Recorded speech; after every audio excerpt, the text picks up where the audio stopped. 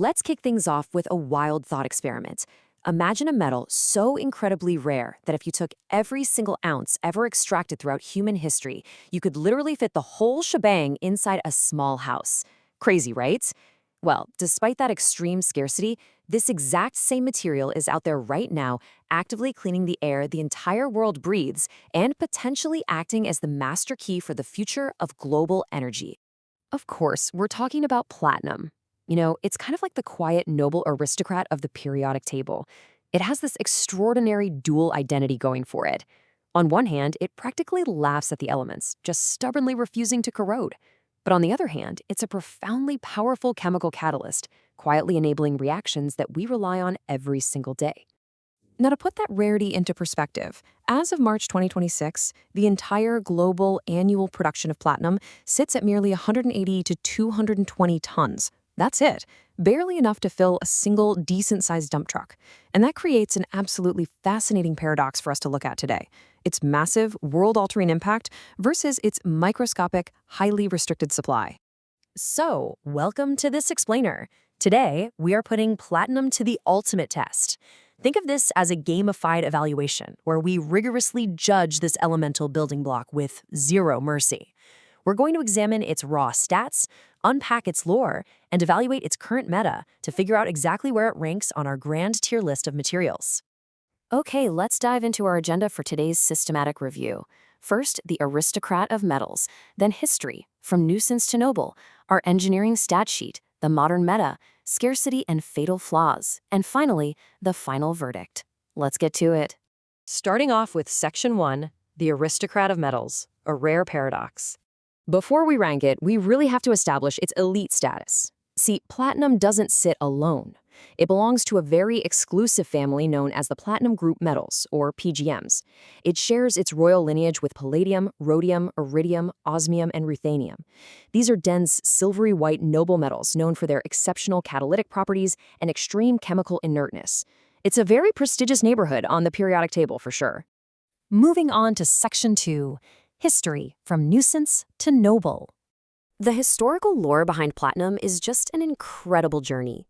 When it was first encountered by 16th and 17th century miners in South America, they definitely didn't see a hyper-valuable element. No, they saw a nuisance metal. It was annoyingly mixed in with their gold in Colombian river deposits, and they actually thought it was ruining their gold hauls.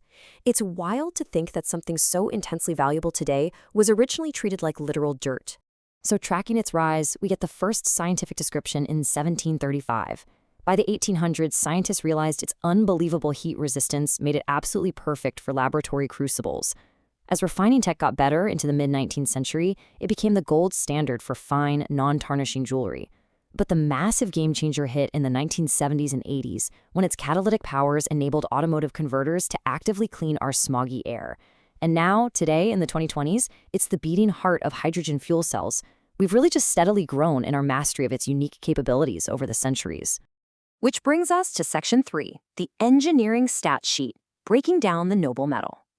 Now, what's really interesting about this slide is looking at the raw base stats that make it so powerful.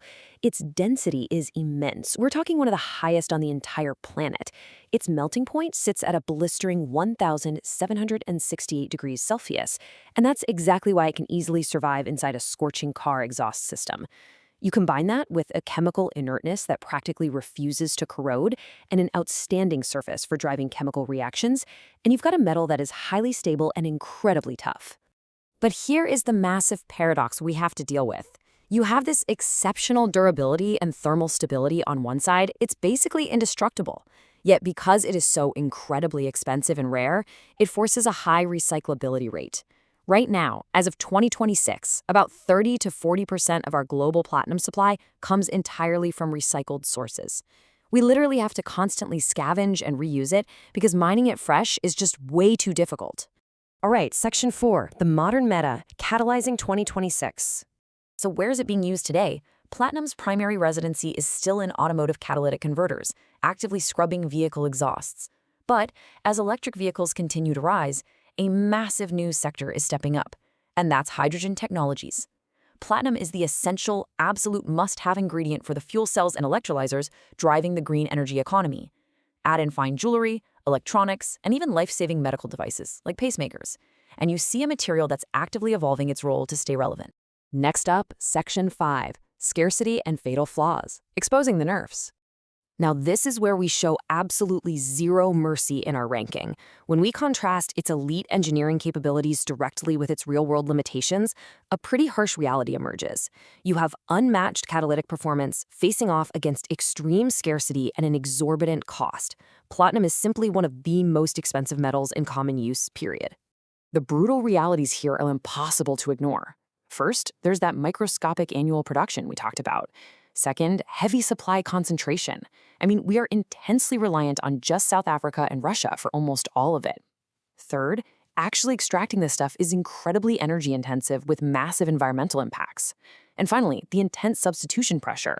Automakers are actively trying to engineer platinum out of their designs to avoid paying its massive premium. So it's the ultimate specialist, but it's severely bottlenecked by its own rarity. And finally, Section 6, the final verdict, the tier ranking. So, the crucial point is how this all shakes out. Let's run the math across our 6 rigorous criteria for March 2026. Historical impact? A solid 8.5 for enabling modern emission control. Mechanical properties score a massive 9.0 for sheer durability.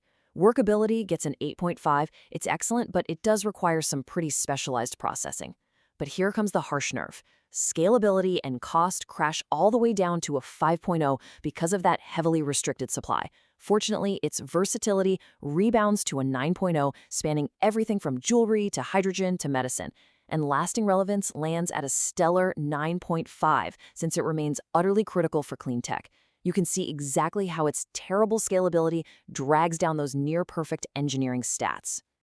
So when we average those scores together, we get our final mathematical results, an 8.25 out of 10.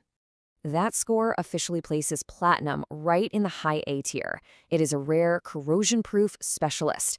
It definitely falls short of the S-tier foundation levels of materials like concrete or salt, simply because it cannot scale to build the world by volume, but man, does it punch far above its weight class. If gold is eternal and silver conducts, platinum refines and catalyzes. It doesn't build volume, it enables precision and cleanliness. It is, without a doubt, a high A-tier noble champion. Look, without platinum, we would have had much dirtier air for decades and much, much slower progress on green hydrogen today. As demand evolves with the global energy transition, I want to leave you with this question. Will platinum's increasingly irreplaceable role in the green hydrogen economy eventually demand S-tier respect? It's definitely something to watch closely as the landscape of global energy shifts. Thanks for joining me on this explainer, and keep learning.